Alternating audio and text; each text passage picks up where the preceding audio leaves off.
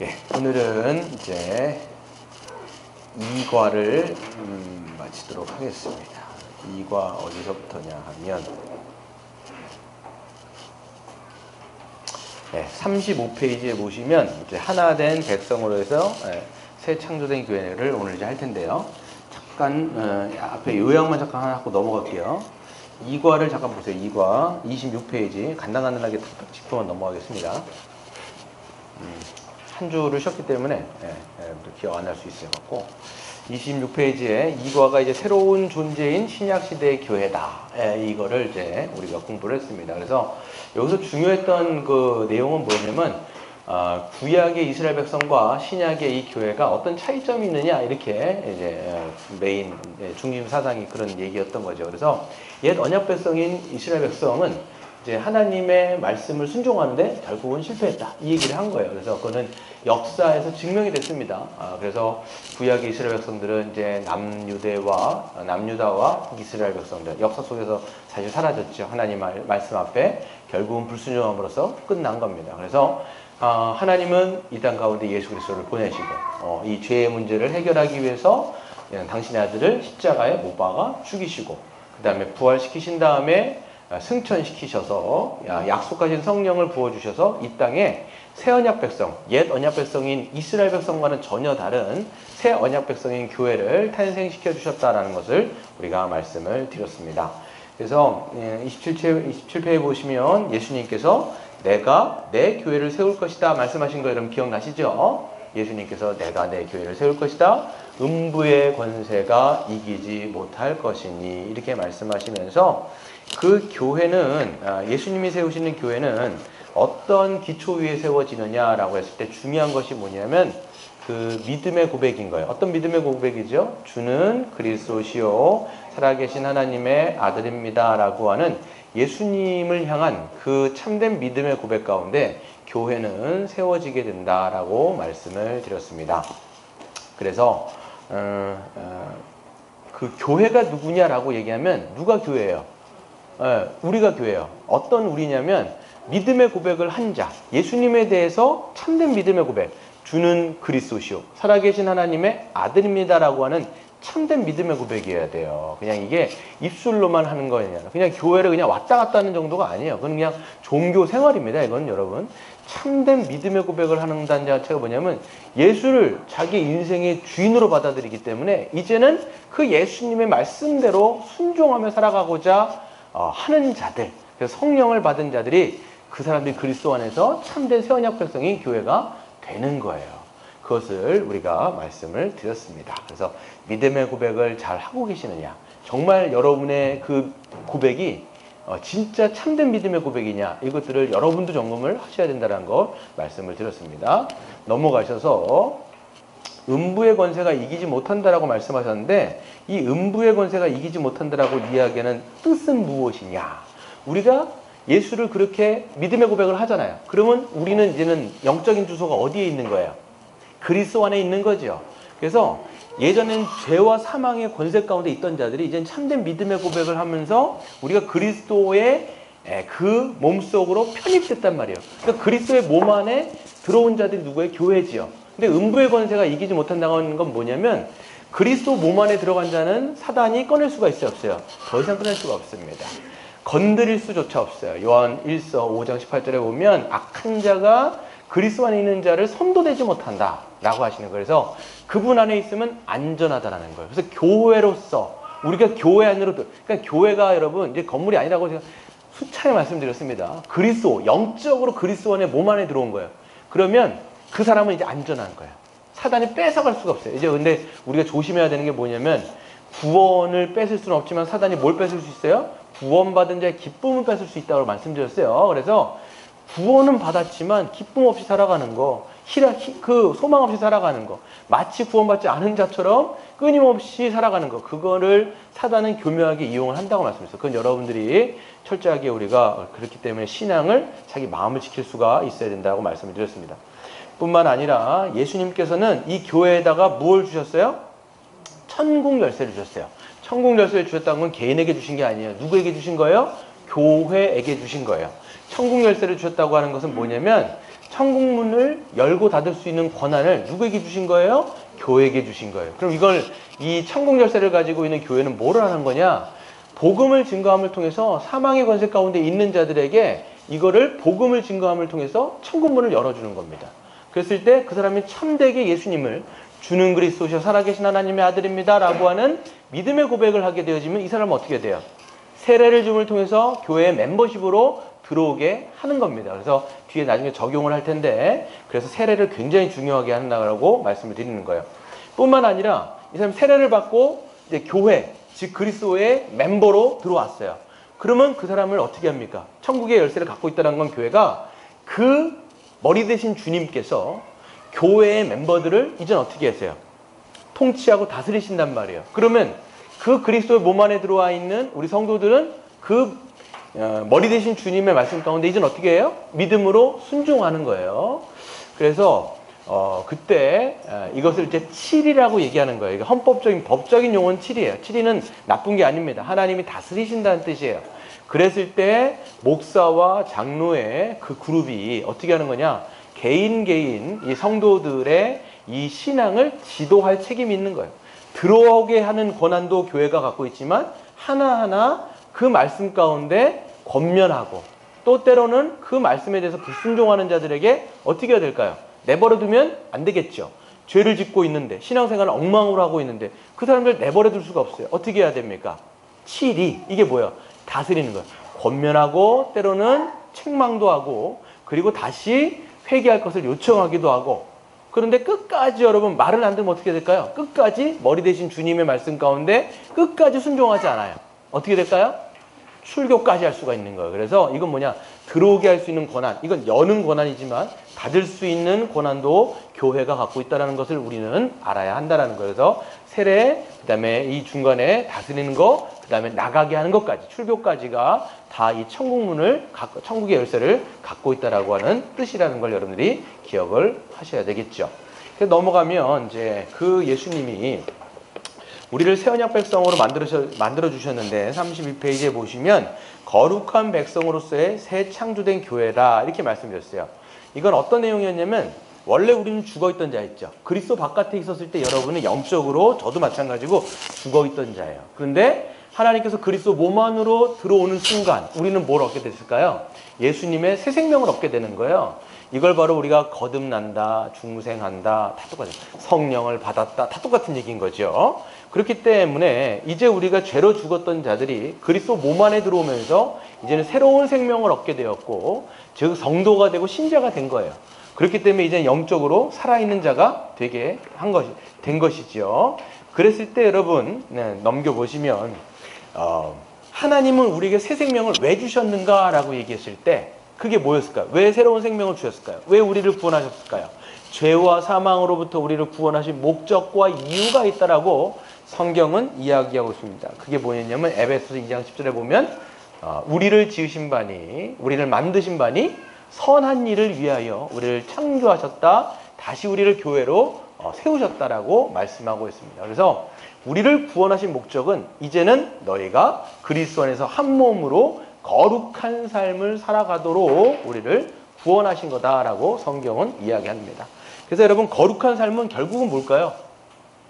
거룩한 삶. 거룩한 삶이 뭘까요? 네, 하나님의 말씀 가운데 순종하는 건데 그 거룩한 삶의 요지가 뭘까요? 핵심이 뭘까요? 사랑이라는 거예요. 그래서 분열된 자, 개개인으로 살았던 우리를 그리스도의 몸 안으로 넣었다라고 하는 것은 이제는 우리를 그리스도 안에서 한 몸으로 살게 만드시는 것이고 그렇기 때문에 이제는 우리가 하나님의 말씀에 순종한다라고 했을 때 피상적이지가 않아요. 절대로 피상적이지 않습니다. 피상적인 순종이 아니에요. 이건 어떤 순종이냐면 한 몸으로서 이제는 지체를 향하여 내 것을 내어주면서 그리스도께서 나에게 하신 것처럼 나도 다른 지체들을 향해서 그렇게 사랑하는 삶이 바로 거룩한 삶이에요.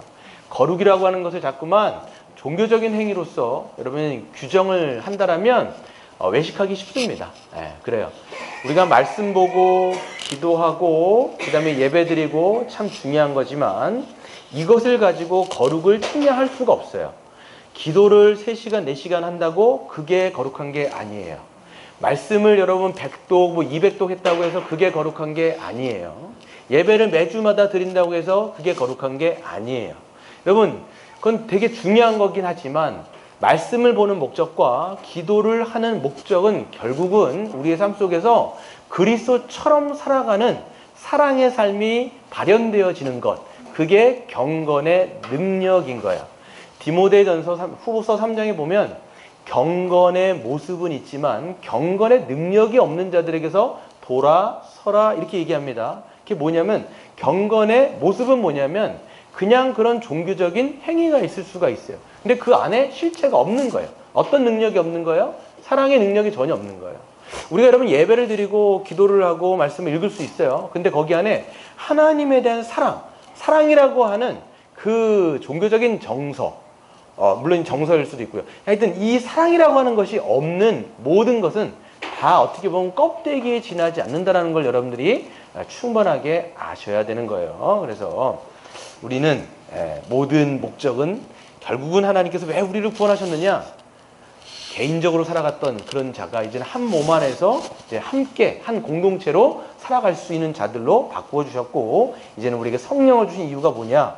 새 마음과 새 본성을 통해서 이제는 한 사람이라도 진짜 우리가 사랑할 수 있는 존재로 바뀌었다라는 것을 아시고 그렇게 손과 발을 움직여서 사랑하는 훈련 필요한 거예요. 사랑도요, 여러분, 이제 훈련하는 게 있어요. 훈련. 믿음이라고 하는 것은 하늘로부터 이게 내려오는 거거든요. 믿음 자체가. 근데 여러분, 이거 믿음이 있다고 했을 때 그냥 자동적으로 이루어지는 게 아닙니다. 하나님을 예배하고 지체들을 섬기는 거는요, 훈련이에요. 훈련. 다 믿음의 훈련이에요. 그러니까 여러분들이 이제 교회에 오셔서 하는 게 뭐냐면 그 믿음의 훈련을 하시는 거지요. 오늘 35페이지를 이제 새롭게 나가도록 하겠습니다. 그 거룩이라는 것이 정확하게 뭐냐? 이게 얘기했을 때 35페이지에 한번 제목 읽어볼까요? 시작. 하나 된 백성으로 새 창조된 교회. 그렇죠. 그랬을 때 아까 이제 그게 뭐예요? 거룩한 백성으로 새롭게 창조된 교회가 두 번째였단 말이에요. 근데 그 거룩은 뭐냐면 지금 이거예요. 하나 된 백성으로 살아가게 만드셨다라는 거예요. 그러니까 거룩은 결국은 하나됨으로써 서로 사랑하는 것 자체가 거룩이라는 걸 여러분들이 아셔야 되겠죠. 에베소서를 여러분 눈으로 그냥 따라오세요. 제가 그냥 쭉 이거는 여러 번 했던 본문이기 때문에 그래도 제가 잠깐만 생각해보면 여러 번 했다고 해도 여러분 머릿속에 잘 있는 건 또 아니더라고요. 보니까 이게 좀 그렇더라고요. 그래서 그냥 눈으로 한번 따라오시면서 제가 이제 쭉 풀어드리도록 하겠습니다. 그러므로 생각하라. 사도 바울이 얘기하는 거예요. 생각을 하라는 거예요. 뭘 생각하느냐? 너희는 그때의 육체로는 이방인이요. 너희는 누굴까요? 에베소 성도들을 이야기하겠죠. 그렇죠? 그때는 언제일까요? 그때는 어떤 시점을 그때라고 얘기할까요? 그리스도 바깥에 있었을 때, 믿기 전에 이야기를 하는 거겠죠.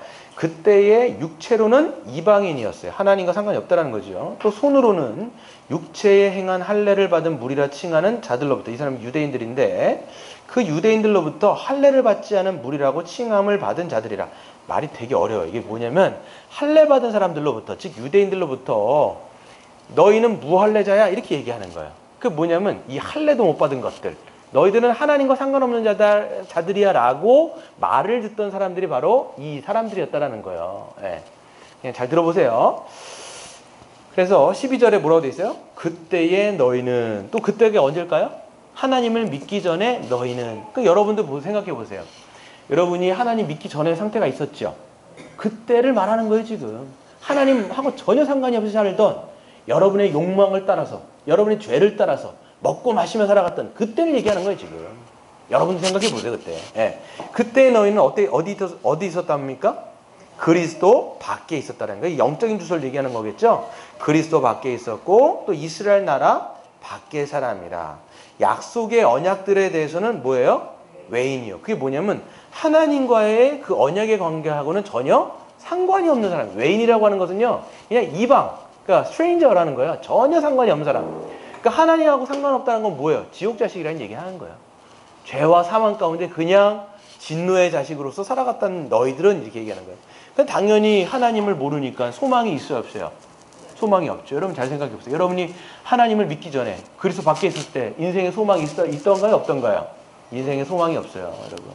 저를 생각해 보더라도 하나님을 믿기 전에는 이 뭔가 뭐 이게 뭐 물질적인 있건 없건 상관없이 소망이 없어요. 잘 보면 이게 제 상태를 봐더라도 야 이게 소망이 없구나. 소망이 없다 보니까 목적이 없어요. 삶의 목적이 없으면요 그냥 자기 멋대로 살거나 아니면 세상이 원하는 방향으로 같이 추구하며 살아가는 게 소망이 없는 자는 목적이 없어요. 삶에 목적이 없기 때문에 이리방황 저리방황 한단 말이에요, 여러분. 그런 상태를 이야기하는 거겠죠. 그러니까 너희가 세상에서는 소망이 없고 하나님도 없는 자이더니. 근데 이제는 언제예요? 이제는 언제일까요? 예, 그리스도 안에 이제는 이제 맺게 됐겠지. 이제는 전에 멀리 있던 너희가 그리스도 예수 안에서 그리스도의 피로 가까워졌느니라. 누구랑 가까워졌을까요? 하나님과 가까워졌다라고 얘기하는 거예요. 누구 안에서?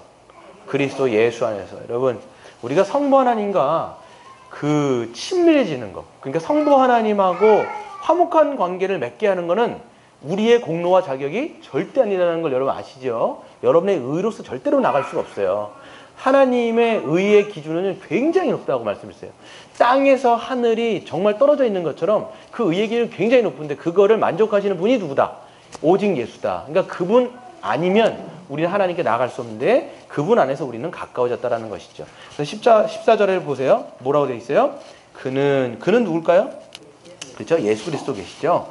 예수님은 우리의 무엇이다? 화평이시다. 화평이 뭐냐면 화목하고 똑같은 거예요. 그래서 화평은 이제 영어로는 peace라고 되어 있고요. 둘로 하나를 만드사. 둘은 누굴까요? 여기 둘은. 네. 그렇죠. 이방인과 유대인이에요, 여기서는. 우리가 이제 보면 이제 십자가를 통해서 하나님과 우리와의 관계와 그 다음에 사람들과 관계 이렇게 먼저 이야기하는데 에베소서는 좀 특별한 게 있어요. 수직적인 관계를 이야기하기보다는 수평적인 관계를 먼저 이야기합니다. 그래서 십자가를 통해서 우리가 하나가 되어졌는데 이 둘은 이방인과 유대인이에요. 여러분 잘 알고 있는 것처럼 유대인은 이방인들을 어떻게 취급해요? 개 취급하죠. 이 율법도 없는 것들, 정결법도 모르는 것들 하면서 아주 무시하는, 그래서 그들은 절대 하나 될 수 없는 물과 기름의 관계인 것이죠. 근데 놀랍게도 그리스도께서 그 둘을 하나로 만드셨어요. 어떻게 만드셨는가라고 얘기하면 하나를 만드사 원수된 것, 곧 중간에 막힌 담을 자기의 육체로 허셨다라고 얘기합니다. 그래서 유대인과 이방인이 있어요. 저를 잠깐 보세요. 유대인과 이방인인데 중간에 막힌 담이 이렇게 하나가 있습니다. 그러니까 유대인과 이방인은 절대로 넘어갈 수도 없고 하나 될 수가 없어요. 근데 이 중간에 막힌 담을 뭘로 하셨어요? 자기의 육체로 하셨어요. 자기의 육체는 누구의 육체일까요? 예수님의 육체겠죠. 예수 그리스도의 그 육체로 말미암아 중간에 막힌 담은 결국 뭐였냐면 15절에 법조문으로 된 계명의 율법을 폐하셨으니 이는 이 둘로 자기 안에서 한 세 사람을 지어 화평하게 하셨다라고 말씀하고 있어요. 중간에 막힌 다음에 그 정체가 뭐였어요? 결국은 율법이었다라는 거예요. 그래서 이방인과 유대인이 결코 넘지 못하는 게 바로 이 율법이었어요. 근데 이 율법을 보세요. 유대인은 율법을 갖고 있었죠. 근데 지킬 수가 있었어요, 없었어요? 못 지켜서 망했죠. 이방인은 어땠어요? 율법을 아예 갖고 있지 않았지요. 그러니까 이 사람도 유대인들은 있었지만 지킬 수 없기 때문에 하나님의 진노 아래 있는 것이고 이방인은 아예 없지만 율법은 없지만 율법의 기능을 뭐가 감당하고 있어요? 자기의 양심이 그 율법의 기능을 하기 때문에 율법을 갖고 있지는 않지만 하나님의 정죄 아래 있는 것은 다 마찬가지다 이 얘기는 거예요 지금. 그래서 유대인이나 이방인이나 둘 다 율법의 저주 아래 하나님의 심판 가운데 묶여 있는데 그 중간에 오신 분이 누구세요? 바로 예수 그리스도신 거예요. 그래서 그분께서 오셔갖고 행하신 게 뭐예요? 바로 율법의 모든 요구를 다 지켜서 행하신 거예요. 그리고 말미암아 뭐라고 말씀하세요? 맨 마지막 십자가에서 내가 다 이루었다라고 말씀하신 게 뭐냐면 율법이 요구하고 있는 둘 다가 지킬 수 없는 이 율법이 요구하고 있는 모든 율법의 요구를 예수님께서 다 행하셔서 그게 바로 뭐예요? 자기의 육체로 그 법조문을 다 폐하여 버린 거. 여기서 이제 폐하했다는 말인데 더 정확한 말은 완성시켰단 말이에요. 성취했단 말인 거예요. 율법을 다 성취했기 때문에 유대인이나 이방인이나 다 그리스도 안에서 이제는 뭐예요? 이 법조문이 완전 찢어졌기 때문에. 그러니까 법조문은 뭐냐면 율법은 자꾸만 우리에게 요구하는 거예요. 너 이거 왜 안 했어? 이렇게 물어보는 거예요. 그리고 너 이거 왜 이렇게 했어? 이렇게 물어보는 거예요. 하지 말아야 될 것을 왜 했어? 해야 될 것을 왜 안 했어? 이렇게 율법을 물어본단 말이에요. 그게 율법의 정죄거든요. 그럼 여러분 율법이 정죄할 때 왜 안 왔습니까? 이렇게 물어보는 거예요. 뭐 이런 거죠. 오늘 사시라고 바쁘셨죠? 바쁘셨단 말이에요. 그러면 이제 율법을 물어보는 거예요. 그거 왜 안 했어요? 이렇게 물어볼 때, 오늘 왜 사랑을 안 하셨어요? 이렇게 물어볼 때, 오늘 또 왜 그 손님들하고 막 얘기했을 때 그 사람에 대한 미움이 있었잖아요. 왜 미워했어요? 이렇게 물어본단 말이에요. 율법은 그러니까 물어보는 거예요. 왜 사랑하지 않았습니까? 왜 미워했습니까? 이렇게 물어본단 말이에요. 그럼 여러분은 어떻게 대답하실 거예요? 이게 율법이 정죄한다는 거예요. 이렇게. 그럼 율법의 정죄 아래 있어 버리면 어떻게 될까요? 사망인 거예요. 그럼 이때 어떻게 할 거냐고요, 이렇게. 율법은 계속 우리에게 율법의 조문들을 각각에다가 다 갖다 대는 거예요, 우리한테. 이거 왜 안 지켰습니까? 왜 이거 안 했어요? 왜 깼어요? 자꾸 물어본다고요, 이게. 하루에도 몇 번을 물어본다고, 우리한테. 그럼 여러분 할 말이 없단 말이에요, 우리가. 근데 성도는 뭐라고 얘기하냐면, 뭐라고 얘기할까요? 예수님이 성취했어, 이렇게 얘기하는 거예요. 사단이 우리한테 그렇게 뭔가를 딱 갖고 와서 너 이거 왜 안 했어? 이렇게 물어볼 때, 아니, 나는 못했지만 우리 주님이 나 대신 했다니까? 이렇게 말하는 게 성도인 거예요. 거기서 정죄감이 없다고요, 이게. 그게 그리스도 안에 있는 자의 특징인 거예요. 예, 이게 중요한 삶의 원리가 되는 거예요. 이게 복음 안으로 살아가는 원리인 거예요. 사단은 계속 정죄합니다. 계속 정죄하는 거예요. 끈앞을 계속 당기는 거예요, 이렇게. 너 왜 오늘 미워했어? 너 왜 그 사람들이 이렇게 계속 얘기하는데 그때마다 우리가 대답해야 될 게 뭐냐면 우리 주님이 나 대신 성취하셨어 라고 얘기하는 거예요. 그러면 이 유대인이나 이 이방인이나 그리스도 이제 그 율법의 저주에서 해방당한 건 뭐냐면 그들이 그리스도를 믿음으로 율법의 저주에 있었던 그 사람들이 이제는 어디로 들어가는 거예요? 그리스도 안으로 들어가서 그러므로 이제는 그리스도 안에 있는 자에게는 정죄함이 없나니 이렇게 돼버리는 거예요. 이게 성도가 되는 거예요. 그러면 이 사람들이 이제 나눠져 있어요? 아니면 그리스도 안에서 하나가 된 거예요? 하나가 된 거예요. 더 이상 율법은 그들에게 요구할 것이 없다라고요. 그리스도 안에 있기 때문에. 그게 에베소 교인들에게 지금 사도 바울이 이야기하고 있는 성도의 중요한 특징이라는 것이죠. 그래서 이제 그들 사이에 막힌다면 전혀 없게 된 겁니다. 그랬을 때 이는 이 둘로 한 세 사람을 지어 화평하게 하시고 16절에 보세요. 또 십자가로 이 둘을 한 몸으로 하나님과 화목하게 하심이라. 원수된 것을 십자가로 소멸하시고. 요번에 이제 수직적인 관계를 얘기하는 거예요. 그래서 이방인과 유대인이 수평적으로 하나 됐어요. 이건 되게 놀라운 일인 거예요. 이 사람들은요, 천년 이상을 유대인들은 이방인들을 아주 그냥 이렇게 폄하시켜버린 거예요. 정말 개처럼 취급한 거니까. 그러니까 둘이 하나 돼서 없는데 이게 하나로 교회로 존재해버리는 거예요. 이게 에베소 교회였어요. 실제적으로 역사 속에서 있던 교회예요. 유대인이 20%, 이방인이 80%로 구성된 데가 이 에베소 교회인 거예요. 그 사람들은 거기 안에서 같은 성도로서 지내는 거죠. 그리고 왜 그런데 하나님께서 이렇게 하나로 만드셨는가? 하나님 아버지와 한 몸 되게 하게 하셔서 수직적으로도 이제는 하나 되게. 수평적으로 하나, 수직적으로 하나. 그 중간에 누가 있는 거예요? 예수님의 십자가가 있다는 거죠. 이게 그 얘기를 하고 있는 것이죠. 1번을 한번 같이 읽겠습니다. 시작. 하나님은 예수 그리스도 안에서 하나된 하나님의 백성을 강조하셨습니다. 그랬어요. 그래서 하나님은 그리스도 안에서 하나된 하나님의 백성, 유대인과 이방인이 그리스도 안에서 이제 한 백성, 하나님의 백성이 된 거예요. 그 방식은 뭐냐라고 얘기하면 방가로 1번을 보시면 예수 그리스도의 피, 곧 형벌 대속적 죽음으로 인해서 유대인뿐만 아니라 이방인에게도 구원을 받아 하나님의 백성이 되는 뭐가 열렸어요? 길이 열렸습니다. 그랬어요. 그러니까 여러분, 저희도 유대인이 아니잖아요. 이방인들이었잖아요, 우리 사실. 근데 우리 같은 자들도 이제는 그리스도를 믿으면 그분의 모든 형벌적 대속적 죽음. 그래서 여러분, 형벌 대속적 죽음이 너무 중요한 거예요. 그래서 이걸 복음의 기초 때도 여러분에게 누누이 강조했던 게 뭐냐면, 왜 형벌 대속적 죽음이냐? 대신해서 형벌을 받았죠. 왜 대신해서 왜 형벌을 받으세요? 율법이 요구하는 것은 다 정죄거든요.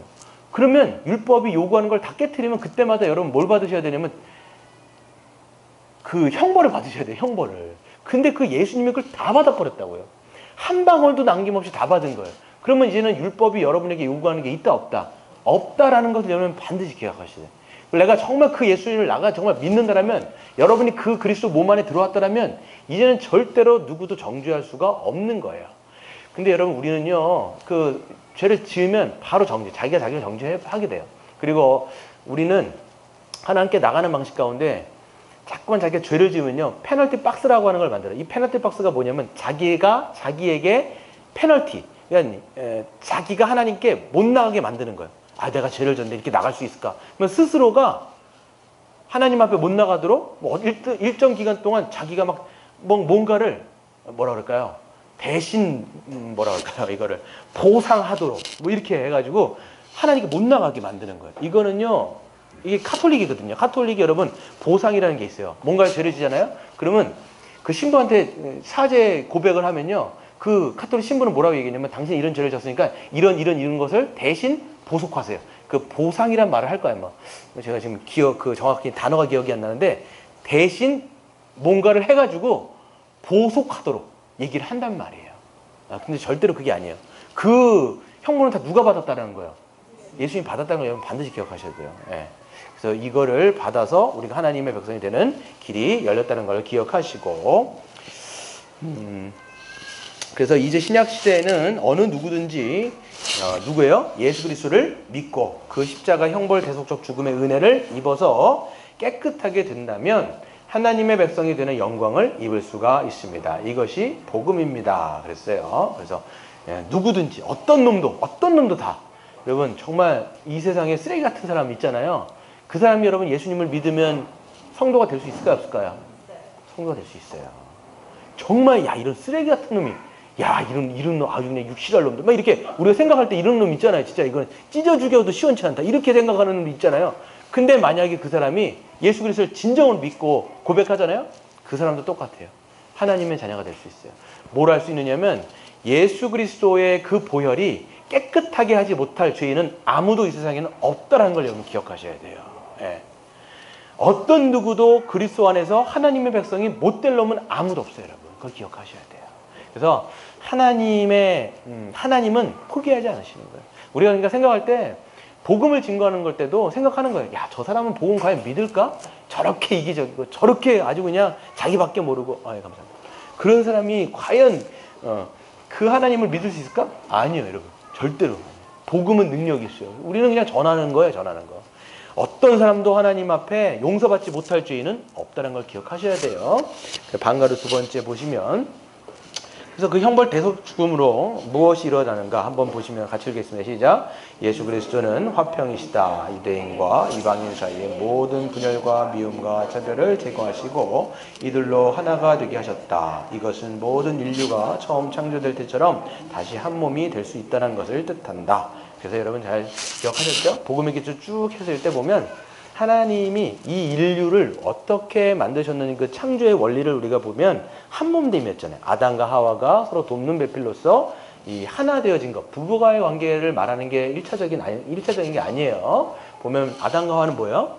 인류가 서로 어떤 관계로 살아가야 되는지를 보여주신 거예요. 한 몸으로 살아가기를 하나님은 원하셨어요. 근데 어떻게 했어요? 인간이 죄를 지음으로 말미암아 이게 깨진 거예요. 하나님과의 관계도 깨졌지만 인간들과의 관계도 깨진 거죠. 이 깨어진 관계들을 하나님께서는 다시 붙이기 위해서 이 땅에 누구를 보내셨냐면 바로 예수 그리스도를 보내셔서 십자가를 지게 하시고 십자가를 통하여 화평하게 하신 거예요. 지금 보면 그래서 이방인과 유대인은요, 그 죄인됨에 아주 그냥 그걸 낱낱이 보여주는 거예요. 절대 하나 될 수 없는 거예요. 이게 깨어진 세상의 모습이거든요. 그렇잖아요. 저는 늘 이게 죄인들의 특성은 개별적인 존재구나라는 것을 가장 알 때가 언제냐면 엘리베이터를 탔을 때예요. 그럼 엘리베이터를 탔을 때 보게 되어지면 대부분 다 어디 보고 있어요? 서로 보면 말 걸진 않죠? 어디 올라가서 그러지 않나? 대부분 어디 보냐면 자기가 올라갈 층수를 바라봐요. 일제히 보면요, 누르는 순간 여기를 보고 있어요. 다 개별적인 존재인 거지요. 흩어져 있는 존재죠. 근데 이게 여러분 이제는 어디 안에서 하나가 되어지느냐? 깨어졌던 자들이 그리스도 안에서 이제는 하나로 다시 회복된 게 교회인 거예요. 그걸 지금 에베소 교회는 정확히 보여주고 있는 게 에베소의 교회라는 것이죠. 그래서 한 몸이 될 수 있다는 것을 보여주는 겁니다. 그래서 37페이지에 오시면 한평생 하나님 없이 우상을 섬기고 죄악 가운데 살았던 이방인도 예수 그리스도를 믿음으로 말미암아 그리스도 안에서 유대인과 동일한 하나님의 백성이 되는 것입니다. 그래서 예수 그리스도는 뭐예요? 화평이신 거예요. 유대인과 이방인 사이뿐만 아니라 모든 사람 사이에 원수가 되게 만드는 어떤 것이라도 패하시며 중간에 막힌 담을 허무셔서 하나 되게 하신 것이죠. 우리 교회도 마찬가지입니다. 여러분 잘 보세요. 우리가 그리스도 안에서 하나일까요? 아니면 각 나눠져 있는 자, 분열된 자일까요? 하나인 거예요. 이걸 굉장히 중요한 거예요. 이걸 교회로 보시는 거예요. 그러니까 나를 자꾸만 개별적 자아로 생각하지 마시고 우리를 하나님이 교회인 공동체로 나를 교회적 존재를 불러주셨다라고 여러분들은 믿으셔야 돼요. 그럼 여러분 잘 생각해 보시면 여러분 우리가 중간에 막힌 담이 이제는 있어요? 없어요? 없어요. 누가 허무셨어요? 예수님이 그것을 다 찢어버렸단 말이에요. 근데 만약에 우리가 그 중간에 막힌 담들을 우리가 세운다라면 그건 어떻게 하는 거예요? 십자가의 원수된 것을 우리가 쌓는 거예요. 네. 그래서 누군가는 미워하고 갈등을 일으키고 분열하고 있다라고 하면 그 교회의 모습은 어떻게 되는 거냐면 예수님은 그걸 다 찢어버린대. 뭘로? 자기 육신으로 다 찢어버렸는데 십자가로 자기의 몸을 찢는 순간 그것을 다 허무셨는데 우리가 만약에 분열하고 있다면 그거는 예수님의 십자가를 부정하는 행위가 돼버리는 거예요. 이게. 네, 부정하는 행위가 돼버리는 거예요. 이거를 우리는 잘 생각해 두셔야 되겠죠. 그래서 3번을 보시면 한번 같이 읽겠습니다. 시작. 그리스도 안에서 하나님의 백성이 된 사람들의 하나됨은 원래 하나님의 형상대로 창조된 하나님의 백성의 본질적 특성이다. 그래서 그리스도 안에 이제 우리가 하나님의 백성이 된 이제 사람들, 우리들은 그 하나됨, 이 하나됨은 우리가 만드는 걸까요? 아니면 하나님이 만드신 걸까요? 하나님이 만드신 거죠. 그래서 교회가 하나 된 것은요, 우리가 하나 된 게 아니에요. 우리가 그리스도를 믿었더니 그리스도 안으로 들어와 버린 거예요. 근데 그리스도 안에 들어왔더니 우리가 유기적으로 다 한 몸으로 연결되어 있는 것을 우리가 발견하게 되는 거죠. 이게 바로 하나 된 교회의 본질적인 특징인 거예요. 그래서 태초에 하나님은 그의 형상대로 사람들을 하나, 곧 한 몸으로 창조하셨어요. 그 창조한 하나님의 나라의 모습이 그리스도 안에서 다시 재창조된 거예요. 이걸 기억하셔야죠. 그래서 하나님의 창조는 하나됨으로 창조했는데 인간의 죄로 깨졌고 예수님이 오셔서 그 하나됨을 다시 어떻게 하셨다고요? 회복하신 거예요. 그 회복된 공동체가 뭐예요?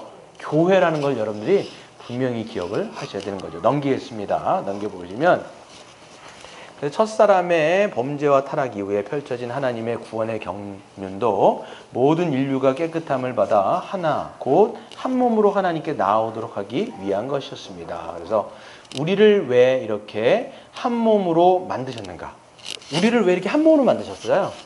그리스도 안에서 왜 우리를 하나로 연결시켜 주셨을까요? 그 이유가 뭘까요? 네, 서로 사랑하게 하기 위해서. 그렇죠? 서로 사랑하기 위해서. 서로 사랑하기 위해서. 우리 밑에 박스를 한번 읽어볼까요? 시작. 하나됨은 새 언약 백성인 교회의 또 하나의 특징이다. 앞에서 설명한 것처럼 새 언약 백성의 특징 중 하나는 거룩함이다. 이 거룩함과 하나됨은 에베소서 2장에서 특별히 언급된 교회의 두 가지 본질적인 특징이다.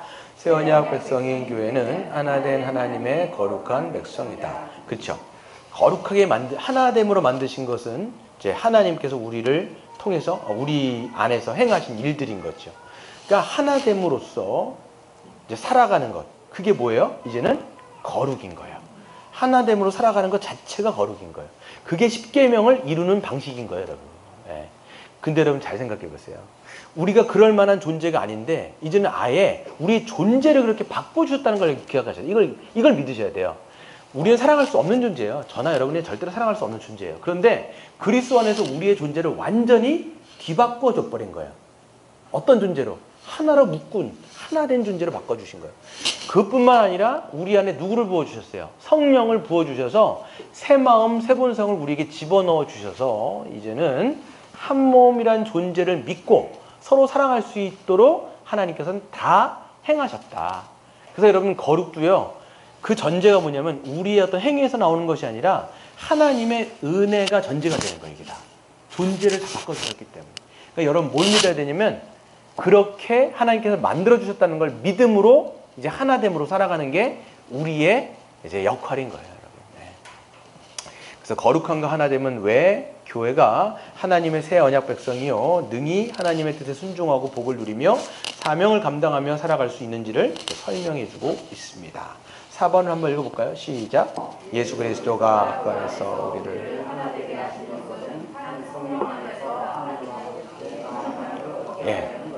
결국은 뭐냐면 우리를 하나 되게 하신 것의 궁극적인 또 목적은 뭐냐면 하나님 아버지께, 우리의 아버지는 몇 분일까요? 한 분인 거예요. 여러분의 육신의 아버지는 각각 있으시잖아요. 근데 영적인 아버지는 누구냐면 성부 하나님. 그 예수님, 성자 예수님으로 말미암아 이제는 그 성부 하나님께 함께 나아가는 거예요. 그 함께 나아가는 그 행위가 뭘까요? 그게 예배예요. 그래서 공예배가 중요한 이유가 뭐냐면 여러분 요즘에 이제 막 삶의 예배 막 얘기하잖아요. 자기 개인적으로 드려지는 것도 되게 중요한데 그 삶의 예배가 클라이막스, 결정적인 그 모든 뭡니까? 클라이막스의 결정, 이 결정을 딱 찍는 것. 뭐라 그러죠? 그? 네, 종점 찍는 거. 아니, 정점을 찍는 거. 네. 활용 정점이라고 얘기하죠. 그래서 활용 정점을 찍는 게 뭐냐면 공적인 예배인 거예요, 이게. 네.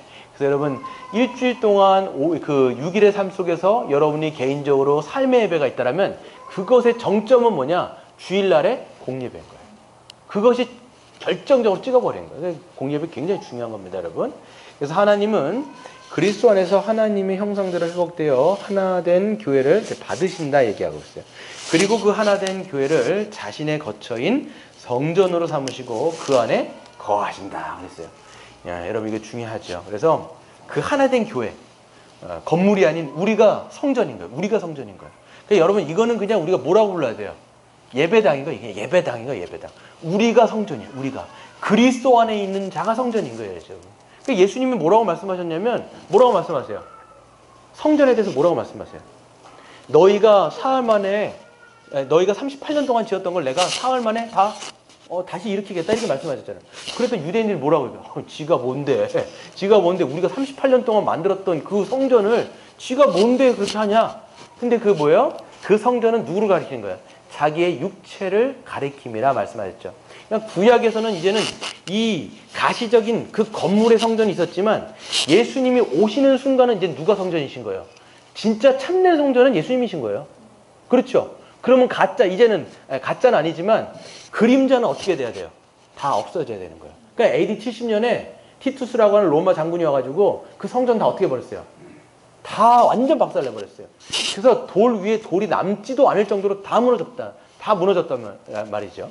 그러니까 누가 성전인 거예요? 예수님이 성전인 거예요. 그러면 이제는 누가 성전이냐? 예수를 믿음으로 그리스도 안에 들어간 우리가 이제는 성전인 거예요. 누구 안에 거하시는 거예요? 우리 전체 안에 거하시는 거예요. 이 교회가 하나님의 성전입니다. 그래서 이건 예배당이라 부르셔야 돼요. 그래서 이게 다 예배당이에요. 예배당. 그래서 예수 그리스도는 믿는 자들에게 자신의 영인 성령을 보내셔서 자기 안에 거하십니다. 그래서 그들로 그리스도 안에 있는 하나된 존재가 되게 하시는 거예요. 그리스도 안에서. 두 번째 한번 볼까요? 39페이지에 보시면 큰 2번을 한번 읽겠습니다. 시작. 하나된 교회의 특징. 하나, 한 시민, 한 가족, 한 성전. 이거는 이제 성경에 나와 있는 다 워딩들인 거예요. 그 성경을 보시면 우리가 그리스도 안에서 하나 되었다라는 것을 여러 가지 비유를 통해서 설명을 하고 있어요. 근데 그 뉘앙스들이 조금씩 달라요. 하나 됐다라고 하는 것은 다 똑같은 이야기인데 거기에 뉘앙스들을 우리가 조금 알 필요가 있습니다. 그게 바로 한 몸, 한 시민, 한 가족, 한 성전 이렇게 얘기하는 거죠. 에베소서를 한번 같이 읽겠습니다. 시작. 그러므로 이제부터 너희는 외인도 아니요 나그네도 아니요 오직 성도들과 동일한 시민이요 너희는 사도들과 선지자들의 토 위에 세우심을 입은 자라. 그리스도 예수께서 친히 모퉁이돌이 되셨느니라. 그의 안에서 건물마다 서로 연결하여 주 안에서 성전이 되어가고 너희도 성령 안에서 하나님이 거하실 처소가 되기 위하여 그리스도 예수 안에서 함께 지어져 가느니라. 아멘. 여기서 보면 다 쓰여 있죠. 에베소서에서 쓰는 단어인 거예요. 그래서 동일한 시민, 권속, 성전 다 쓴다. 이걸 누구를 얘기하냐면 그리스도 안에서 한 몸 된 교회를 일컫는 이야기입니다. 첫 첫 번째 방가로 1번을 보시면 하나, 한 몸. 참 하나님의 백성인 교회는 하나요, 한 몸이다. 이렇게 말씀하고 있어요. 그래서 교회는 하나로 만들어졌고 한 세 사람으로 지어진 존재다라고 제가 누누이 말씀을 드렸습니다. 그래서 영어를 보면요, one new man이라고 이제 쓰여져 있는데 이거는 다 풀어서 얘기하자면 하나의 새로운 인류다 얘기하는 거예요.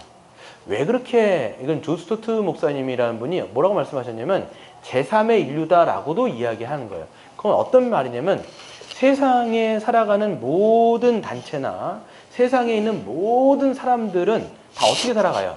개별적인 분열된 자로 살아가는 거예요. 어떤 단체들을 봐도요, 유기적으로 연합되어 있는 단체는 아무 단체도 없어요, 여러분. 잘 보세요. 그냥 이권 때문에 모여 있는 것이지 그것이 정말 유기적으로 한 몸으로 연결되어 있는 그런 공동체는 이 세상에는 있다 없다. 전혀 존재한 적이 이 땅에는 한 번도 없었습니다. 근데 그리스도께서 이 땅에 오셔서 십자가에서 죽으시고 부활하시고 승천하시고 약속하신 성령을 부어주신 다음에 이 땅에 완전히 새로운 공동체가 탄생되었는데 교회잖아요. 그 교회를 성경은 뭐라고 얘기하냐면 세상에서는 전혀 없었던 완전히 새로운 존재의 인류다라고 설명을 하고 있는 거예요. 그게 교회의 정인 거예요. 그러니까 여러분은 어떻게 생각하셔야 되면 성경이 이렇게 이야기하는 거다라고 생각하는 게 아니라 우리를 그렇게 여러분들이 받아들이셔야 돼요. 우리는 전에는 전혀 없었던 존재가 지금 우리 안에서 지금 뭡니까? 작동되고 있다는 거예요. 이걸 여러분 믿어야 돼요. 이걸 믿지 않으면 절대로 우리는 한 몸으로 살아갈 수 없어요. 그래서 믿음으로 보는 것이 굉장히 중요하다는 것을. 그래서 여러분 성경의 선언을 좀 믿으셔야 돼요. 성경의 선언을 믿어야 돼요. 이게 좀. 박스를 한번 읽어보세요. 시작. 전 세계 곳곳에 흩어져 있는 한 세 사람이라고 말하는 것에서 교회가 어떤 존재인지를 분명하게 알 수가 있습니다. 물론 한 세 사람이라는 정체성은 한 지역교회에서 구체적으로 드러나고 실현된다는 점을 잊지 말아야 된다. 그래서 우리가 그 사도신경에 보면 거룩한 공교회와 이렇게 돼 있죠. 그것을 영어로는 캐톨릭 처치예요. 예전 번역은 캐톨릭 처치라고 했는데 지금 번역은 유니버설 처치예요. 그게 뭐냐면 그리스도 안에 있는 모든 교회는 다 어떤 거예요? 하나의 교회로 묶여 있는 거죠. 그리스도의 몸 안에 우린 다 싹 들어 있는 거예요. 근데 이거는 뭐 여기 우리 신도림에 있는 우리 뭡니까? 물레동산 교회, 또 옆에 있는 도림교회 다 그리스도 안에서 뭐예요? 한 몸, 한 가족으로 돼 있잖아요. 그리고 아프리카에 있는 어떤 교회도 마찬가지겠죠. 그리스도 안에 몸. 근데 이게 분명하게 드러나는 건 뭐냐면 각 개교회인 거예요. 각 교회. 우리 물레동산 교회라고 하는 각 이 지역 각 교회, 개교회 안에 이런 하나됨, 우리가 그리스도의 몸 안에 하나 됐다는 것이 가시적으로 드러나 버린 거예요. 멤버가 누군지 알잖아요. 우리가 지금 저 권사님, 이 집사님 막 하면서 우리가 서로가 그리스도에서 몸 안에서 하나 됐다는 것을 딱 보게 되는 거죠. 여러분 아프리카에 있는 사람들 보입니까? 안 보이잖아요, 여러분. 예, 보인다고요, 여기서. 그래서 여기서 밑에 보시면 짓다라고 하는 동사는 크티조라고 하는 동사인데요. 하나님의 창조 행위에서만 사용되는 단어로서 창조하다라고 하는 뜻입니다. 그렇기 때문에 어떤 사람들은 하나님이 창조하신 한 세 사람을 새로운 인류, 제3의 인종이라고 부르기도 합니다. 그 어떤 사람이 바로 누구냐면 이제 존 스토트 목사님이에요, 사실. 그래서 새롭게 창조하셨다라는 거예요. 교회는 다시 창조된 거예요. 아담과 하와를 창조하셨던 그 하나님이 이 죄로 깨어진 세상에서 다시 재창조한 게 교회다라고 생각합니다. 창조라는 게 뭐예요? 없는 것에서 있는 걸 만드는 게 창조잖아요. 죽은 것에서 생명을 넣어준 게 창조잖아요. 그러니까 교회만큼 다시 창조의 역사 가운데 있는 게 이 교회라는 거 엄청난 거예요. 교회는 그렇기 때문에 이 세상에 없는 거지. 그래서 보면 밑에 읽어보겠습니다. 시작. 하나요 한 세 사람인 교회를 한 몸이라고 표현합니다. 한 몸인 하나인 교회가 서로 유기체적인 관계 안에 있는 존재라는 것을 의미하기도 하지요. 그래서 한 몸. 그래서 우리가 한 몸이라는 걸 여러분 반드시 기억해야 돼요. 우리는 붙어 있다, 연결되어 있다. 그래서 유기적인 관계가 있다는 것을 알 수 있고, 그러면 뗄래야 뗄 수가 있을까요, 없을까요? 뗄 수가 없는 거예요. 그러면 서로에게 필요하지 않은 존재가 있을까요, 없을까요? 필요하지 않은 존재는 없어요. 서로는 다 꼭 필요한 존재로 연결되어 있는 거예요. 그게 교회예요. 그래서 고린도전서에서 12장에 보면 눈이 발더러 넌 필요 없어. 이렇게 얘기한다고. 귀가 손들어 너는 필요 없어 라고 얘기하는 게 얼마나 어리석은지 알 수 있겠죠. 각 몸이요 서로에게 필요한 존재는 아무도 없다. 다 필요한 거다. 귀가 없으면 귀가 없는 만큼 우린 불편해지는 것이고 눈이 없으면 눈이 없는 만큼 그건 굉장히 불편해지는 게 바로 교회인 거예요. 근데 없는데도 그게 없는지 모르고 만약에 귀가 제 기능을 못하는데 그게 불편하지 않다 그러면 몸은 어떻게 된 거예요 지금? 예, 죽거나 아니면 망가져 있거나 몸이 아픈 거예요 지금. 예. 어떤 멤버가 있는데 그 멤버가 자기 역할을 못하고 있어요. 근데 전혀 이 공동체에 아무런 불편함이 없어요. 걔가 있건 말건 아무런 그게 없어요. 그러면 그 공동체는 건강에 적신호가 있는 겁니다. 근데 물론 중요한 게 있겠죠. 누가 교회냐가 중요한 거예요. 인지상정. 지금까지 뭐 다 인지상정으로 너도 교회 이게 아니라는 거예요 지금. 그래서 지금 제가 하려는 게 뭐예요? 세례를 바로 세우고 정혜원이 누구냐? 정혜원이 교회인 거예요. 예전에 대평교회에 있던 사람들 다 따라온 게 교회가 아니라고 이제는. 정혜원을 딱 둘러가가지고 이제는 교회로서의 살고자 하는 자, 그리스도 안에 몸 안에 누가 있냐라고 했을 때 그게 정혜원인 거예요. 그래서 중요한 거예요 이제는. 예. 예. 그래서 넘어가겠습니다. 40페이지에 보시면 박스에 보세요. 한번 같이 읽어볼까요? 시작. 교회는 서로가 서로에게 꼭 필요한 존재이며 하나여서 나뉠 수 없는 유기체적인 존재다. 함께 하나로 있을 때 온전한 존재인 것이지요. 그래서 성도는 서로 지체라고 부르고 서로를 한 몸의 각 지체로서 여기는 겁니다. 나뉠 수가 없어요. 그래서 하나로 있을 때 온전하고요. 그래서 여러분 우리가 서로를 지체라고 부릅니다. 그러므로 교회를 이루는 성도는 더 이상 뭐가 아니에요? 개별적 존재 아니에요. 여러분 신앙을요 개별적으로 자꾸 생각하시면 안 돼요. 성도는 하나요 한 몸인 교회적 존재 곧 공동체적인 혹은 집합적 존재로 여러분들을 생각하셔야 하는 겁니다. 박스를 보시면 그래서 이전에 분열된 개별적 존재와는 다른 존재고 그렇기 때문에 삶의 방식도 이제는 달라지는 거예요. 여러분이 그리스도를 믿기 전에는 개별적인 존재였기 때문에 개별적으로 행동하시잖아요. 근데 이제는 우리를 어떻게 부르신 거예요? 교회적 존재를 부르셨기 때문에 여러분의 삶의 라이프 스타일도 이제는 어떻게 바뀌셔야 돼요? 교회적 존재로서 라이프 스타일이 이제는 발현되어지고 발화되어지고 그것이 여러분의 삶의 리듬에 나와야 돼요. 네. 교회로 부름받았다면 당연히 공동체로 살아가는 게 당연한 것이죠. 그래서 보게 되어지면 성도는 이 존재론적 변화를 제대로 이해하고 교회적 존재로 살아갈 때 하나님의 백성으로 합당하게 살 수 있으며 신앙생활을 제대로 할 수가 있습니다. 밑에 한번 읽어볼까요? 시작.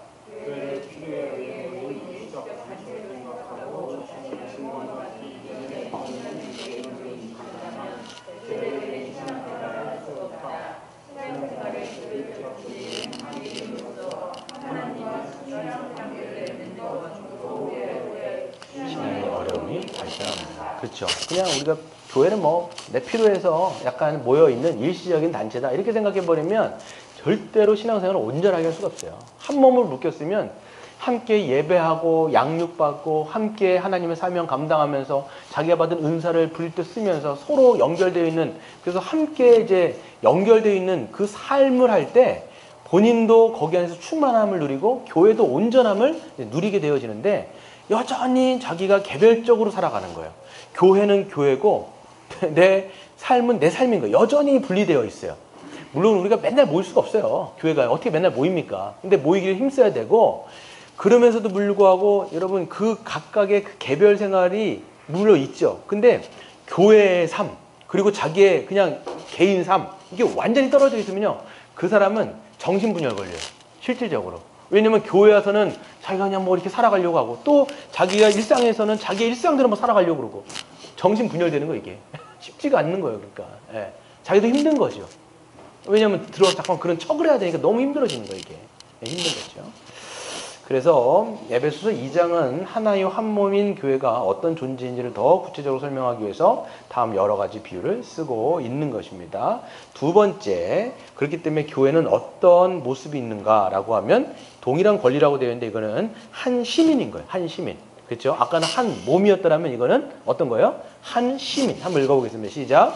누구든지 교회가 되면 하나님 나라에서 동일한 권리를 가진 하나님의 백성이다 그랬어요. 그래서 오직 성도들과 동일한 시민이다라는 거죠. 시민은 뭐가 있어요? 대한민국의 시민이라고 이야기하면 그 시민은 뭘 얘기할 때 쓸까요? 예, 시민으로서의 특별한 권리를 갖고 얘기하는 거죠. 교회도 마찬가지입니다. 우리가 그리스도 안에서 한 시민이 되어지면 이거는 거기에서 뭐 돈이 있건 많건 이건 뭐 좋은 직장을 가졌든 없든 상관이 없어요. 그 권리는 어떻게 될까요? 똑같이 있는 거예요. 다 똑같이 있는 거예요. 똑같은 특권을 갖고 있어요.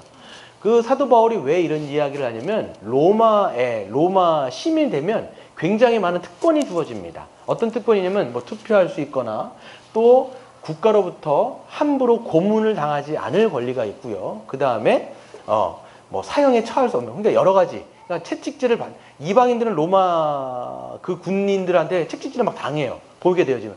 근데 그 로마의 시민권을 갖고 있으면 함부로 채찍질을 못 한단 말이에요. 사도 바울이 특별한 예예요. 사도 바울이 뭐 갖고 있었어요? 히브리인의 것도 있었지만 나면서부터 그 로마의 시민권자예요. 근데 와가지고 함부로 때렸잖아요. 뭘로 때렸단 말이에요? 근데 넌 내가 누군 줄 알고 지금 때리냐? 나는 로마 시민권이야. 딱 이렇게 얘기하는 순간 그 천부장이 뭐라고 얘기해요? 나는 이거 돈 주고 샀는데 너 언제부터 시민이었냐? 난 나면서부터 시민이었다. 딱 그러니까 그 천부장이 어떻게 얘기해요? 깜짝 놀라잖아요. 자기가 지금 로마 시민권자를 함부로 때린 거예요. 그럼 이 사람도 나중에 형벌을 받을 수 있거든요. 이게 이 로마 시민의 특별한 권한이었다라는 거예요. 그러니까 이런 뉘앙스로 지금 쓰는 건 뭐냐면 우리가 하나님의 백성이 되어지면 똑같은 그런 그 하나님의 특별한 시민으로서의 권한을 갖게 되는 거예요. 어떤 권한을 가질까요? 하나님의 시민으로서 우리가 그리스도의 몸 안에 있으면 하나님의 백성으로서 어떤 자도 우리를 함부로 사단도 함부로 우리를 건들지를 못하는 거예요. 하나님의 보호 아래 있고 하나님이 우리의 아버지로서 우리의 모든 일용할 양식을 공급하시고 그리고 하나님께서는 우리의 삶 속에서 쉴만한 물과 푸른 초장 가운데 우리의 모든 삶을 이제는 인도하실 뿐만 아니라 맨 마지막 새하늘과 새 땅 가운데 하나님께서 우리를 넣어주시겠다라고 하는 하나님의 놀라운 보호와 인도하심이 하나님의 백성된 자들에게 다 똑같이 있다라는 것을 우리가 믿는 것이죠. 그래서 41페이지를 보시면 다 읽진 않겠습니다. 이건 집에 가서 읽으셔야 될 것 같아요. 그리고 한번 밑에 보세요. 한번 읽어볼까요? 41페이지에 그 슬래시에 시작. 하나님 나라의 백성이 되는 것은 하나님의 아들로서 권리다. 참 하나님의 아들이신 예수 그리스도 안에서 그 아들됨의 권세를 받아 하나님을 아빠 아버지라고 부르며 하나님의 것을 유업으로 받는 백성이기에 누구든지 동일한 복과 특권을 누리는 것이지요. 하나님의 인도하심과 보호하심. 우리가 그리스도의 몸 안에 들어와 있으면 현재의 삶 속에서 하나님의 인도하심이 있을 뿐만 아니라 하나님의 뭘 받은 거예요, 우리가? 하나님의 기업을 받게 되는 거예요. 하나님의 기업은 뭐예요? 하나님 나라. 지금 이미 하나님 나라를 받았을 뿐만 아니라 맨 마지막에 그 새하늘과 새 땅까지도 우리는 받게 될 것을 성령께서는 우리를 보증해 주신다는 게 그 이야기입니다. 넘어가겠습니다.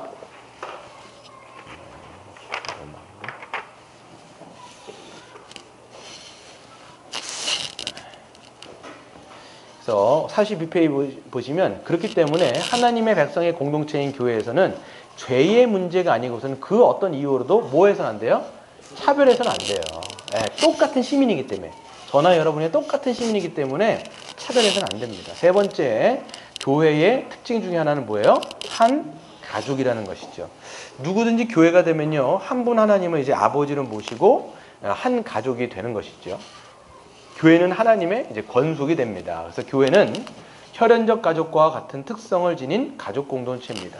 그렇기 때문에 서로 깊이 사랑하며 함께 살아가는 것이죠. 서로 돕고 섬기며 의지함으로써 충만함에 이르는 공동체인 것입니다.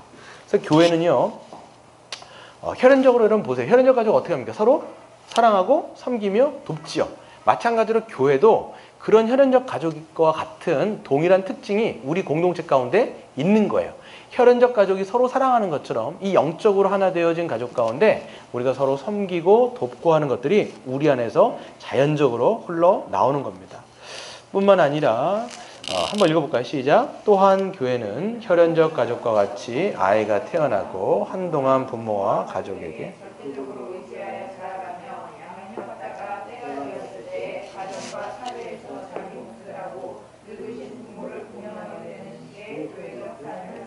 그렇죠. 교회도 마찬가지예요.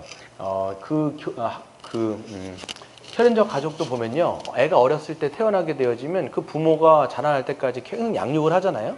그리고 그 아이가 크게 되어지면 어떻게 됩니까? 자기가 이제 사회 일원으로 들어가서 일도 하고 학교도 가고 일도 하고 그 다음에 자기가 취직을 해서 돈도 번단 말이에요. 그럼 어떻게 됩니까? 자기를 양육했던 그 부모를 이제는 자기가 노년에 그 부모를 봉양하게 되어 있습니다. 혈연적인 가족하고 이런 비슷한 원리들이 교회 안에도 마찬가지예요. 영적인 부모가 있고 영적인 청년이 있고 영적인 아이가 있죠. 그러면 영적인 부모와 청년들은 이 아이가 잘 자라날 때까지 어떻게 합니까? 계속 자기가 섬김을 통해서 이 아이를 지키고 보호하고 그 다음에 양육을 한단 말이에요. 그럼 이 아이가 커갖고 영적인 청년이 되어지고 영적인 부모가 되어지면 노년의 그 영적인 부모들을 자기가 어떻게 해야 될까요? 이제는 봉양하는 그런 모습들을 보게 되는 거죠. 그래서 우리가 교회 안에서 가족이잖아요. 그럼 우리가 영적인 아버지가 많은 거예요. 영적인 어머니도 많은 거예요. 영적인 청년들도 많은 거예요. 그러면 서로가 가족처럼 이제는 우리가 서로를 위해서 자기의 삶을 들이며 살아가는 것이 이런 이 영적인 가족의 특징 중에 하나인 것이죠. 그렇기 때문에 밑에 있는 한 가족으로서 모두 나눈다라는 거예요. 재정도 나누게 되어 있습니다. 그래서 우리가 번 것들 있잖아요. 번 것들을 여러분 우리가 헌금도 하고 막 하잖아요. 왜 헌금을 한다고요? 한 몸으로 살아가기 위해서. 누군가는 이제는 여러분 가족 중에서 보면 이제는 자기가 일을 못해요. 일을 못하니까 여러분 돈을 못 봅니다. 돈을 못 벌면 자기가 생계가 힘들어지잖아요. 그러면 어떻게 돼요? 영적인 청년들이 돈을 번 걸 갖다가 헌금을 하게 되어지면 교회들은 어떻게 합니까? 그것을 모아서 그런 뭡니까? 지체들에게 또 흘러가도록 그 헌금들을 쓰는 거예요. 그러면 이제는 우리가 그 돈을 가지고 그 헌금을 가지고 한 몸으로 살아가는데 우리가 함께 나누면서 살아가는 것이 이 교회 가족 공동체라는 것들을 우리가 보게 되는 것이죠. 그래서 밑에 보시면 교회적 가족과 혈연적 가족이 완전히 동일하지는 않습니다. 어떤 면에서 동일하지 않느냐 하면 보세요. 혈연적 가족에서 보면요. 호적에서 팔 수 있을까요? 없을까요? 못 팔죠. 그냥 우리가 부모들이 너무 승질나면 너 이 새끼는 진짜 호적에서 파버린다 이렇게 얘기를 해도 실질적으로 호적에서 파는 사람은 거의 없어요. 거의 없는 게 아니라 아예 없죠. 그게 혈연 가족이에요. 혈연 가족은 거기서 떼버릴 수가 없어요. 그런데 이 영적인 교회 가족은요, 떼버릴 수가 있어요. 언제 뗄 수 있냐면 정말 머리 대신 예수님의 그 말씀 가운데 순종을 아예 안 한다. 회개를 요청하고 정말 끊임없이 요청해도 얘는 말을 안 들어요. 그래서 교회가 나서가지고 마지막에 건진까지 했을 때 끝까지 나섰을 때 이 사람 어떻게 해야 돼요? 결국은 호적을 파버리는 거예요. 그게 출교예요, 여러분.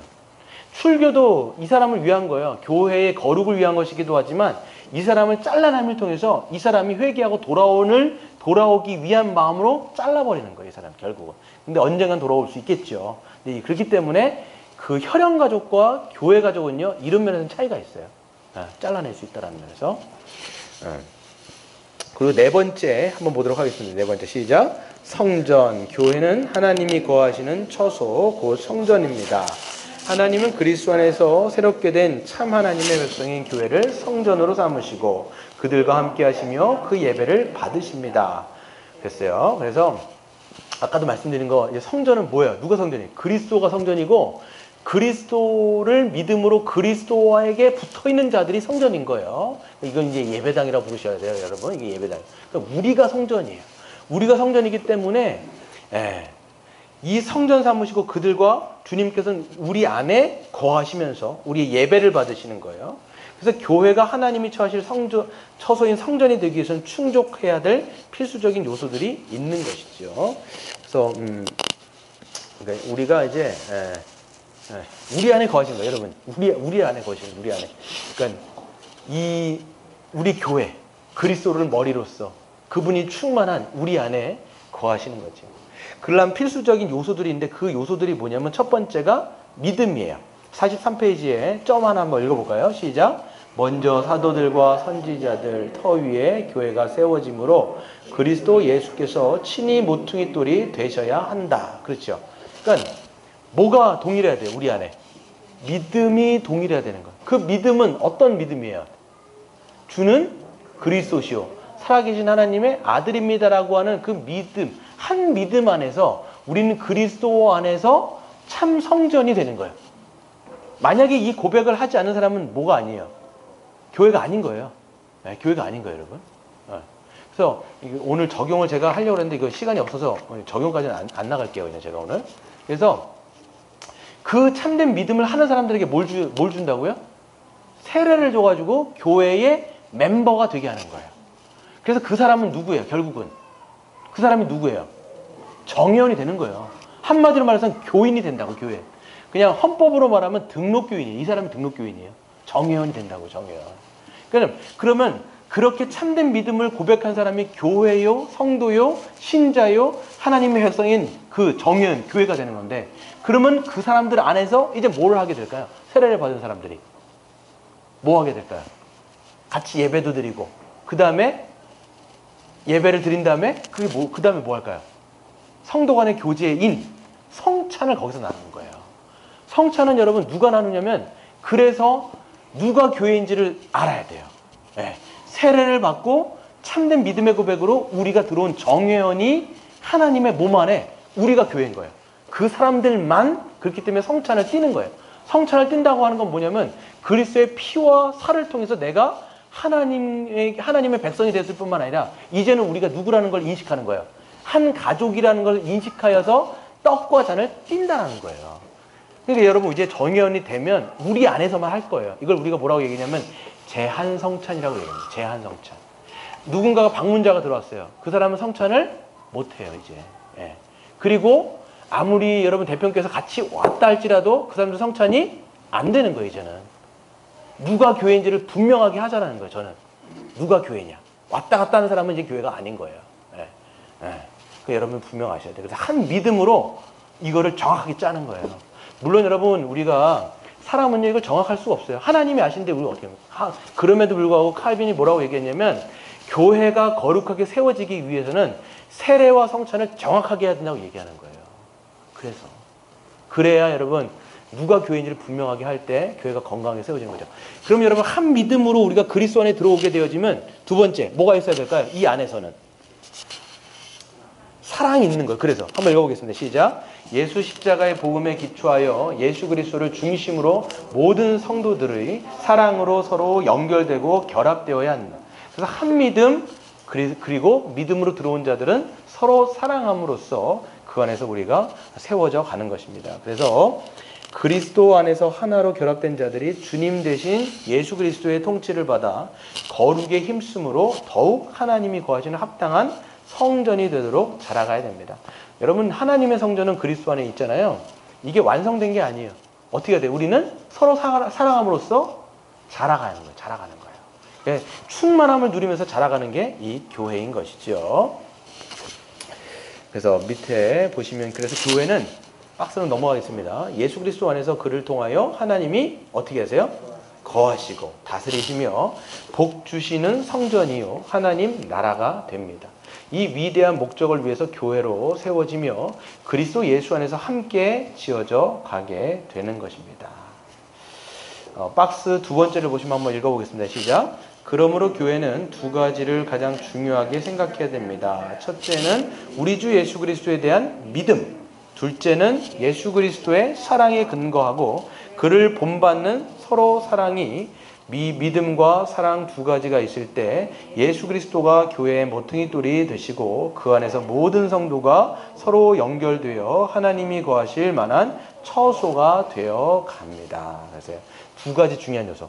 한 믿음 안에 우리가 있느냐, 이걸 계속적으로 우리가 생각해 봐야 돼요. 그리고 우리가 그 믿음 가운데 서로 사랑하는가? 그러면 우리가 서로 사랑할 때 점점 하나님이 충만하게 거하시는 뭘로? 성전으로, 처소로 자라가게 되는 것을 우리가 보게 되는 것입니다. 넘어가시면,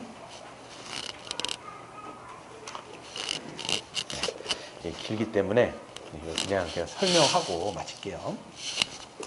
툭줄을 보시면 위에만 그냥 읽고 제가 설명하고 마치겠습니다. 한번 같이 읽겠습니다. 시작. 율법의 목적. 구약시대의 하나님의 백성인 이스라엘에게 주어진 율법은 바로 이런 믿음과 사랑의 공동체를 이루기 위한 것이었습니다. 됐어요.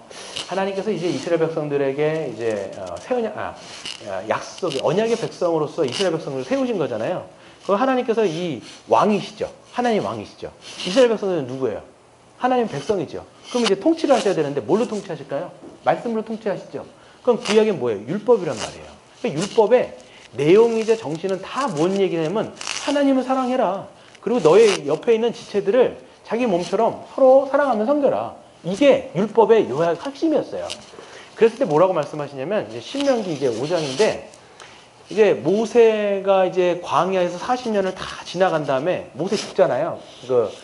모세는 죽기 전에 광야 1세대는 싹 다 죽었어요. 그리고 2세대가 이제 광야를 넘어서 가나안 땅에 이제 들어가는 거예요. 근데 2세대들에게 설교한 게 뭐냐면 신명기 말씀이에요. 신명기 말씀을 이제 보면 뭐라고 되어 있냐면 너희들이 약속의 땅에 가나안 땅에 들어가면 하나님이 말씀하신 그 율법을 다 지켜 순종해라. 그러면 너희 중에 누가 없을 거냐면 가난한 자가 없을 거다. 딱 이렇게 얘기해요. 너희들이 그 율법을 싹 지켜버리면 정말 잘 지키면 가난한 자가 없을 것이다. 딱 이 얘기를 해요. 이게 신명기가. 여기서 신명기 15장 4절부터 5절을 이야기하고 있는데 그런데 여러분 딱 가게 되어지면 가나안 땅에 들어갔을 때 그 율법을 순종할까요? 안 할까요? 하나도 안 하는 거예요. 이 사람들이 끝까지 망할 때까지 한 건 뭐냐면 그 율법의 정신은 사랑이었잖아요. 정신을 안 지키는 거예요. 이 사람들이. 그러니까 율법의 껍데기만 있어요. 그러니까 이사야서도 보게 되면 뭐라고 얘기하면 월삭과 절기와 뭐 이런 것들은 니들이 되게 잘 지킨다. 그런데 정말 하나님께서 원하는 사랑은 니들이 왜 이렇게 하지 않느냐. 저렇게 가난한 사람이 많고 객과 고바가 저렇게 널브러져 있는데도 불구하고 자기의 배를 채우기 위해서 오히려 그런 사람들은 무시하고 그런 사람들을 밟아가면서 자기의 배를 채우는 그런 욕망의 삶을 이스라엘 백성들이 살고 있는 거예요. 거기 있을 때 객과 고와 가부가 이방인들이 아니었어요. 누구였냐면 자기의 지체들이었던 거예요. 이스라엘 백성들의 율법을 보게 되어지면 리셋하는 시스템이 있어요. 그게 뭐냐면 안식년 그리고 희년이라는 시스템이 있어요. 안식년이 뭐냐면 7년마다 이것을 리셋하는 거예요. 경제적인 것들.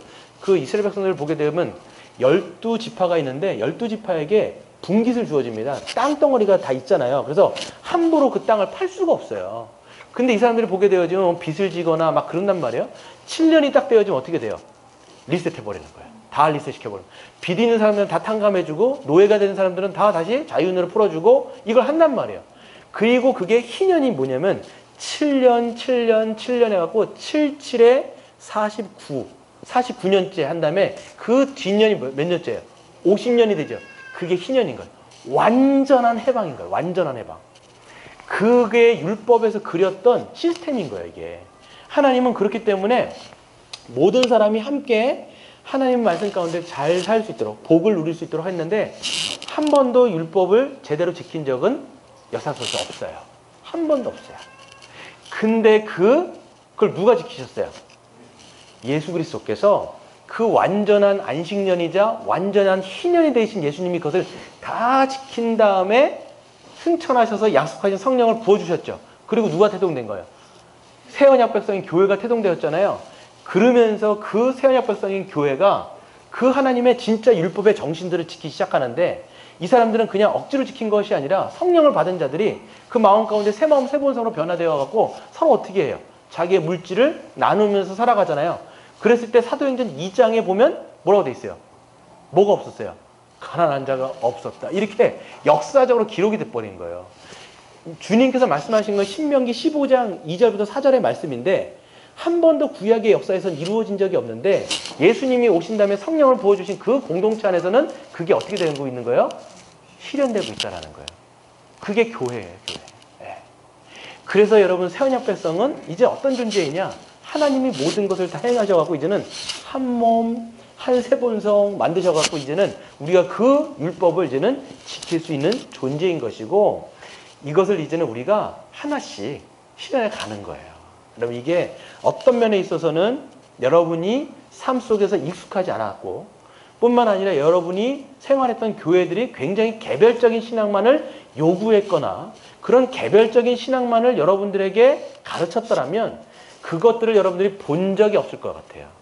본 적이 없다라고 하는 것은 어떻게 해야 되는지가 이게 익숙하지가 않은 거예요. 낯익은 거예요. 어떻게 한 몸으로 살아가야 돼. 그리고 실질적으로 한국교회는요. 공동체로 살아가는 것을요. 실질적으로 막 해 나갔던 교회들이 거의 없습니다. 여러분이 저도 존경하지만 오카노 목사님이 계시는데 오카노 목사님 밑에 부교육자 중에 이제 어떤 목사님이 계셨냐면 김형국 목사님이라고 지금 나들목 교회의 담임 목사님으로 계신 그분이 있어요. 근데 지금 나들목 교회는 이 공동체 운동을 굉장히 하는 교회예요. 공동체 운동. 그래서 실질적으로도 하나님을 예배하는 것뿐만 아니라 공동체가 어떻게 하나됨으로써 살아가야 되는지를 연구하고 실질적으로 그거를 사회 속에서 실현하는 분이에요. 지금 그 교회가 나들목 교회를 찾아보면. 그래서 예전에 제가 그 바퍼 그 집사님 소개해준 것도 다 그 나들목 교회 성도예요. 그리고 실질적으로 뭐 하고 있냐면 거기에 가난한 사람들이 꽤 많거든요. 그런 사람들이 공동적으로 주택을 내서 집을 살 수가 없으니까 어떻게 했냐면 공동체가 함께 어떤 그 아파트에서 같이 살아가요. 이런 거를요 실질적으로 지금 하고 있어요. 이 공동체가, 교회 공동체가 아예 집을 같이 마련해가지고 살아가요. 실질적으로 이걸 교회가 하고 있다고요. 여러분, 엄청난 일들을 하는 거죠. 그런데 그 목사님이 김영국 목사님인데 사랑의 교회 부목사로 있었을 때 이런 교회를 꿈꾼다라고 오카노 목사님한테 딱 얘기를 하면, 그때는 이제 담임 목사님이 오카노 목사님이겠죠. 너는 그렇게 안 되는 쪽으로만 골라서 하려고 그러냐, 맨날 이런 얘기를 했다라는 거예요. 오카노 목사님 굉장히 훌륭하신 분이에요. 저는 말씀을 그렇게 탁월하게 전하시고 그렇게 교회를 여러분 그렇게 이끄신 분들이, 여러분 저는 이 한국 교회 역사상 초인이 몇 명 있는데 초인 딱 2명 정도 있어요. 장로교회 이제 오카노 목사님, 저기에 하용조 목사님. 저는 그분들이 거의 그 니체가 말한 초인 같은 분들이에요. 진짜로 약간. 예. 어떻게 이렇게 막 몇만 명씩 합니까? 그런데도 그분들이 놓친 게 뭐냐면 공동체를 놓친 거예요. 여러분 거기서 막 4만 명씩 드렸잖아요. 근데 그분이 이제 이 김영구 목사님 한 번은 부교육자 때 뭐 이렇게 보통 술을 세잖아요. 이렇게 몇 명 왔는데 술을 세기면, 근데 항상 보면요 오카노 목사님 설교를 딱 들을 때마다 감탄을 한대요. 이야, 어떻게 저렇게 은혜로운 말씀을 저렇게 매주마다 저렇게 전하시는가. 그러니까 이 부교육자로서 그 담임 목사님의 설교를 듣고 은혜 받는 사람이 별로 없거든요, 실제적으로. 근데 맨날 감탄을 하는데 하루는 어떤 생각이 들었냐면, 이렇게 그렇게 탁월한 설교를 들으면서도 좋은 사람이 있다는 거예요. 그런 거에 놀라기도 하고, 한 번은 어떤 게 있었냐면 각 사람들이 딱 예배를 드리는데, 이건 보이는 게 아니라 느낌상, 그분 목사님 느낌상 교인들 가운데에 그 뭡니까 가로막이 이렇게 쳐져 있는 것이 보인다라는 거예요. 그러니까 서로 이렇게 도서관 같은 데 가면, 독서실 같은 데 가보면 칸막이들 쳐 있잖아요. 다 그렇게만 보인다라는 거예요. 이게 어떤 거냐면 하나님과 자기와의 관계만 딱 이렇게 생각하는 거예요. 뭐가 없는 거예요? 공동체가 없는 거예요. 오카노 목사님이 그렇게 탁월하게 교회를 이루었지만 공동체로 살아가는 걸 못 보여준 거예요. 실질적으로 말해서. 신앙 사람들이 다 하나님과의 나와의 관계, 이건 거예요. 지금까지 우리 훌륭하셨던 1세대 목사님은요 다 약간 이런 방식으로 교회를 읽어갔어요. 실질적으로 말해서. 그러니까 여러분들도 마찬가지로 그런 신앙생활의 패턴이 굉장히 익숙하고, 저도 그런 것에 굉장히 익숙한 사람이에요. 그러니까 공동체로서 우리가 살아가는 한 몸, 한 가족, 한 동일한 시민, 한 권속, 그리고 한 성전이다. 하나로 살아가야 된다. 이런 것을 본 적이 없기 때문에 굉장히 낯이 익지가 않은 거죠. 그러니까 우리는 이 교회가 무엇인지를 이 성경에서 봤기 때문에 그것들을 우리는 어떻게 해야 돼요? 거기 안에서 비전을 보고, 한 몸으로 이렇게 살아가는 것들을 어떻게 해야 돼요? 문화를 만들고 전통을 만들고 끊임없이 노력하면서 믿음으로 살아가는 저와 여러분 되시기를 주의 이름으로 축원드립니다.